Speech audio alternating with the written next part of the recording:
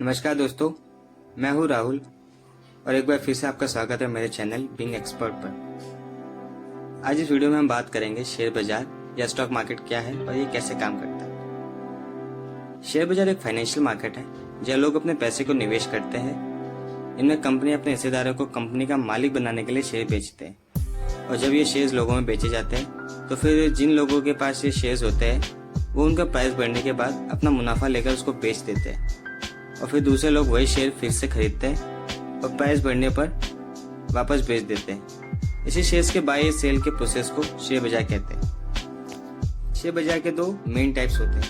पहला प्राथमिक बाजार यानी कि प्राइमरी मार्केट और दूसरा द्वितीयक बाजार यानी कि सेकेंडरी मार्केट। प्राइमरी मार्केट में कंपनियों के शेयर पहली बार खुलते हैं और लोग उन्हें खरीदते हैं। सेकेंडरी मार्केट में लोग एक दूसरे से पहले खरीदे गए शेयर बेचते हैं और खरीदते हैं।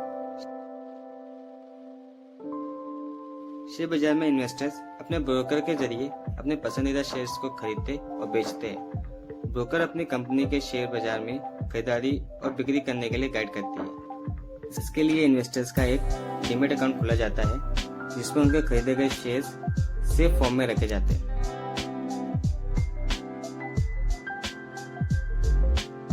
शेयर बाजार में निवेश करने से पहले आपको अच्छी तरह रिसर्च करनी चाहिए। आपको कंपनी के डिस्प्ले, फाइनेंशियल कंडीशन, उनके प्रोडक्ट्स और सर्विसेज के बारे में अधिक जानकारी होनी चाहिए। इसके साथ ही बाजार के ट्रेंड और मार्केट एनालिसिस के बारे में भी आपको जानकारी होनी चाहिए। शेयर बाजार में इन्वेस्टमेंट करने से आपको कई फायदे हो सकते हैं, जैसे कि आप अच्छा रिटर्न प्राप्त कर सकते हैं। अगर आप अपने निवेश को समय के साथ बढ़ाते हैं तो आपका धन बढ़ सकता है। हालांकि शेयर बाजार में निवेश करने के कुछ खतरे भी होते हैं, जैसे कि बाजार के उतार चढ़ाव, आर्थिक संकट, राजनीतिक घटनाएं और कंपनियों के कारोबार में बदलाव। निवेश करने के लिए कुछ बेहतरीन तरीके भी है, जैसे कि SIP जो कि होता है सिस्टमैटिक इन्वेस्टमेंट प्लान, और म्यूचुअल फंड्स। इनमें आप अपने पैसे को अलग अलग कंपनियों में बांट सकते हैं और अपने इन्वेस्टमेंट रिस्क को कम कर सकते हैं। इसके साथ ही बाजार में निवेश करने से पहले रिसर्च और एनालिसिस करना बहुत जरूरी होता है।